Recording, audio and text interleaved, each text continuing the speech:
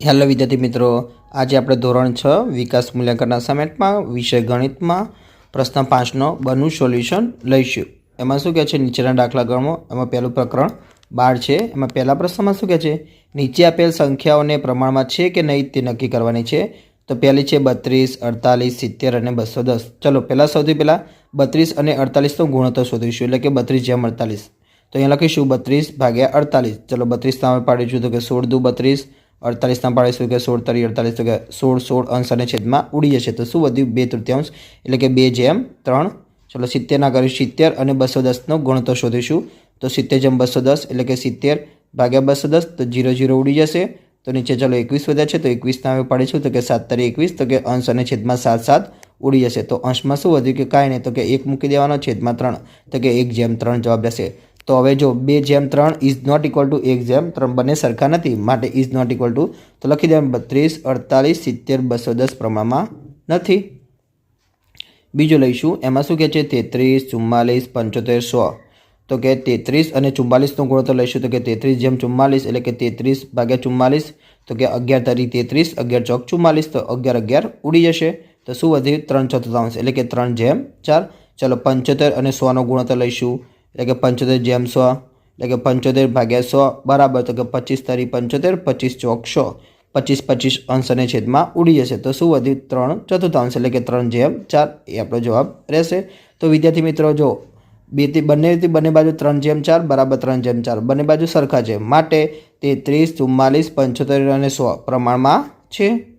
ત્રીજો લઈશું, એમાં શું કહે છે 4, 6, 8, 12, તો કે 4 અને 6નો ગુણોત્તર લઈશું, તો બરાબર 4/6, એટલે કે 4/6 બરાબર, તો કે 4 ના હવે પાડીશું તો કે 2 દુ 4, 6 ના પાડીશું તો કે 2 તરી 6, તો અંશ અને છેદમાં 2 2 ઉડી જશે। તો શું વધ્યું, 2/3, એટલે કે 2/3। હવે લઈશું 8 અને 12નો ગુણોત્તર, તો કે 8/12, એટલે કે 8/12, તો 8 ના હવે પાડીશું તો કે 4 દુ 8, 12 ના હવે પાડીશું તો કે 4 તરી 12, તો અંશ અને છેદમાં 4 4 ઉડી જશે। તો શું વધ્યું, 2/3, એટલે કે 2/3। તો વિદ્યાર્થી મિત્રો ઉપર અને નીચે બંને બાજુ 2/3 બરાબર 2/3 બંને બાજુ સરખા મળે, તો માટે 4, 6, 8, 12 પ્રમાણમાં છે। ચોથો લઈશું, એમાં શું કહે છે 24, 28, 36 અને 48, તો કે 24 અને 28નો ગુણોત્તર લઈએ, તો 24 બરાબર 24/28, એટલે કે 24/28। તો ચલો ભાગ પાડીશું, તો કે 6 ચોક 24 અને 28 ના પડશે 7 ચોક 28, તો 4 4 અંશ અને છેદમાં ઉડી જશે, તો કે 6/7, એટલે કે બરાબર 6/4 આવશે। ચલો હવે 36 અને 48ના ભાગ પાડીશું, તો કે 36/48, એટલે કે 36/48 બરાબર, તો 12 તરી 36 ને 12 ચોક 48, તો કે 12 12 અંશ અને છેદમાં ઉડી જશે। તો શું વધ્યું, 3/4, એટલે કે 3/4, એટલે કે જો અહીંયા 6/7 ઇઝ નોટ ઇક્વલ ટુ 3/4, બંને સરખા નથી, માટે 24, 28, 36, 48 પ્રમાણમાં નથી। બીજો લઈશું, એમાં શું કે નીચેના ગુણોત્તરો સરખા છે કે કેમ તે શોધવાના છે। ચલો પહેલો છે 55/66 અને 60/72। તો 55/66 એટલે કે 55/66, તો જો કરીશું 11 × 5, 11 5 55, નીચે 11 6 66, તો કે 11 11 અંશ અને છેદમાં ઉડી જશે। તો શું વધ્યું, 5/6, એટલે કે 5/6। બીજો છે 60/72 બરાબર, તો કે 60/72, તો ચલો 60 ના હવે પાડીશું તો કે 12 5 60 અને 72 ના 12 6 72, તો 12 12 અંશ અને છેદમાં ઉડી જશે, તો કે 5/6, એટલે કે 5/6 આપણો જવાબ રહેશે। તો કે 5/6 અને 5/6 સરખા છે, માટે 55, 66 અને 60, 72 સરખા ગુણોત્તર છે, તેથી તે પ્રમાણમાં કહેવાય। બીજો લઈશું 66/88 અને 96/72। ચલો 66/88 બરાબર, તો કે 66/88, તો કે 22 તરી 66, 22 ચોક 28, તો 22 22 ઉડી જશે અંશ અને છેદમાં, તો શું વધ્યું, 3/4, એટલે કે 3/4। બીજો છે 96/72, એટલે કે 96/72, તો ચલો 12 8 96, પછી 12 6 72, તો 12 12 અંશ અને છેદમાં ઉડી જશે। તો હજી પણ 8ના ભાગ પડે, તો કે 4 દુ 8, 3 દુ 6, તો કે અંશ અને છેદમાં 2 2 ઉડી જશે। તો જવાબ શું આવ્યો, 4/3, એટલે કે 4/3।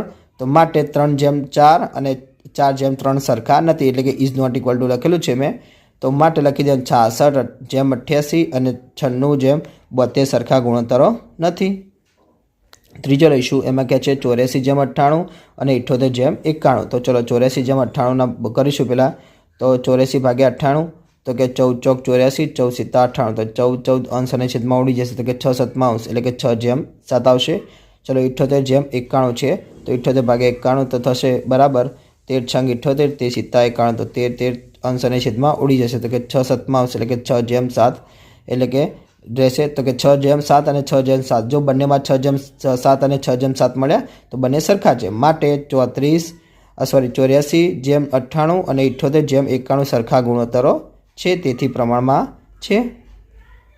ચોથો લઈશું એમાં શું કહે છે 60 જેમ 72 અને 70 જેમ 84 તો 60 જેમ 72 બરાબર તો કે 60 ભાગ્યા 72 બરાબર તો ગણીશું તો કે 12 પંચા 60 12 છંગ 72 12 અંશ અને છેદમાં ઉડી જશે તો કે 5 છઠમાં આવશે એટલે કે 5 જેમ 6 જવાબ આવશે।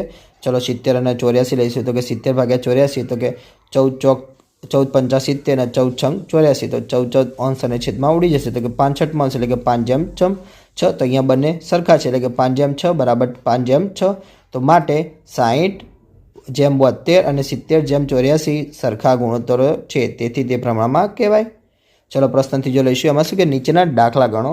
પહેલો છે રાજેશની ઓફિસનું 30 દિવસનું ભાડું ₹12,000 છે તો ઓફિસનું 13 દિવસનું ભાડું કેટલું થાય તો કે રાજેશની ઓફિસનું 30 દિવસનું ભાડું બરાબર ₹12,000। અહીંયા વિદ્યાર્થી મિત્રો આપણે ત્રિરાશિનો ઉપયોગ કરીશું તો ધ્યાન આપજો રાજેશની ઓફિસનું 30 દિવસનું ભાડું ₹12,000 તો માટે રાજેશની ઓફિસનું 13 દિવસનું ભાડું કેટલું તો અહીંયા આપણે વિદ્યાર્થી મિત્રો હું તમને સૌથી સહેલામાં સહેલી રીત શીખવાડું છું। અહીંયા તમારે ત્રિરાશિ મૂકીને પછી સીધો ચોકડી કરવાનું યાદ રાખજો ચોકડી કેવી રીતે કરીએ છીએ તો કે 12,000 ગુણ્યા 13 એ બંનેનો ગુણાકાર થાય એ રીતે ચોકડી થાય। પછી બીજા નંબરની સંખ્યા હંમેશા નીચે જ લખવાની તો કે 12,000 ગુણ્યા 13 ભાગ્યા 30 ચલો અંશ અને છેદમાં 1 1 0 ઉડી જશે।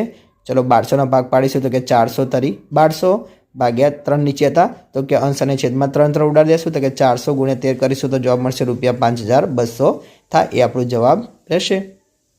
બીજો દાખલો લઈશું એમાં શું કહે છે છેલ્લા 4 દિવસમાં 328 મિલીમીટર વરસાદ પડે તો આખા અઠવાડિયામાં કુલ કેટલો વરસાદ પડ્યો હશે તો કે વરસાદ એક સરખો પડ્યો છે તેમ આપણે ધારવાનું છે તો આપણે લખીશું એક અઠવાડિયું સૌથી પહેલાં વિદ્યાર્થી મિત્રો લખીશું એક અઠવાડિયું બરાબર કેટલા દિવસ હોય 7 દિવસ તો ચલો હવે આપણે ત્રિરાશિનો ઉપયોગ કરીને દાખલો ગણીશું તો કે 4 દિવસ બરાબર 328 મિલીમીટર તો માટે 7 દિવસ બરાબર કેટલા તો અહીંયા પાછી ચોકડી કરી દેવાની તો 328 ગુણ્યા 7 ભાગ્યા 4 તો ચલો 328ના ભાગ પડશે તો કે 82 ગુણ્યા 4 તો કે 328 થાય અંશ અને છેદમાં 4 4 ઉડી જશે ચલો 82 ગુણ્યા 7 કરશો તો 574 મિલીમીટર જવાબ મળશે આપણો જવાબ રહેશે।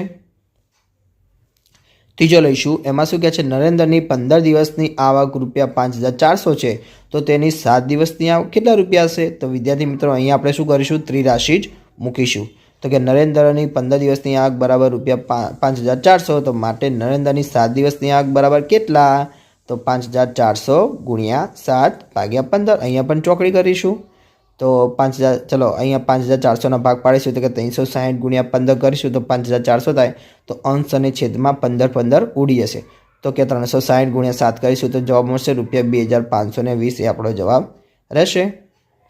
ચોથો દાખલો લઈશું એમાં શું કહે છે 56 ચોપડીનું વજન 7 કિલોગ્રામ થાય તો 24 ચોપડીનું વજન કેટલું થાય તો વિદ્યાર્થી મિત્રો અહીંયા પણ આપણે ત્રિરાશિનો જ ઉપયોગ કરવાનો છે એ સૌથી સહેલી અને તમને જલ્દી આવડી જાય અને જલ્દી જવાબ આવી જાય એવી રાશિ છે તો ચલો લખીશું 56 ચોપડીનું વજન બરાબર ₹7 કિલોગ્રામ તો માટે 24 ચોપડીનું વજન બરાબર કેટલા કિલોગ્રામ થાય તો અહીંયા શું કરીશું ચોકડી કરીશું તો કે 24 ગુણ્યા 7 ભાગ્યા 56 ચલો હવે 24ના આવે પાડીશું તો શું પડશે 8 તરી 24 56ના આવે પાડીશું તો કે 7 8 56 તો અંશ અને છેદમાં 8 8 ઉડી જશે ચલો અંશ અને છેદમાં 7 સાથે પણ ઉડી જશે તો આપણો જવાબ શું વધ્યો 3 વધ્યો તો કે 3 કિલોગ્રામ એ આપણો જવાબ રહેશે।